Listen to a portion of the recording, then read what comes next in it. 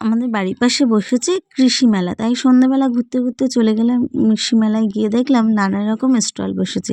প্রথমে নানা রকম গাছ, তারপর নানা রকম বীজ, আর তারপরে স্টলে বসেছে নানা রকম সবজি ও ফল।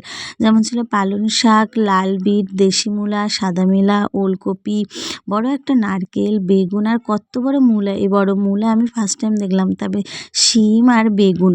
তারপরে দেখলাম বড় একটা আখ, দেখো কত বড় একটা আখ রেখেছে সেখানে।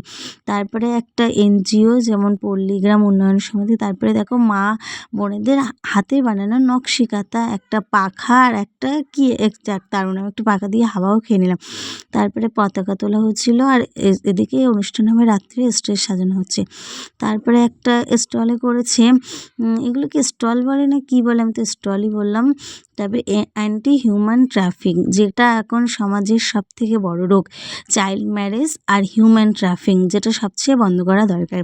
তারপরে নারী সচেতনের গ্রামে নারীদের সুরক্ষার জন্য একটা স্টল করেছে। তারপরে এখানে দিলো একটা বীজ ধান, নানা রকম বীজ ধান নিয়ে বসেছে দুজন, নানা রকমের বীজ আছে। তারপরে চলে আসলো নানা রকম গ্রাম বাংলার মশলা ও বড়ি। আর পরের স্টলটা ছিল সব থেকে মজাদার, নানা রকম গুড়, বড়ি, পিঠা, আতপ চালের চুষি, দেখো নানা রকম ডালের বড়ি। আর সব থেকে ভালো লেগেছে এই ছোট্ট উনুনটা, আর সঙ্গে একটা আছে খোলামুচি আর আসন। আর শেষ স্টলটাই ছিল আবার কিছু গাছ, আর অনেক চেয়ার দেওয়া আছে সবার বসার জন্য। তারপরে আমরা ঘুরে চলে এলাম।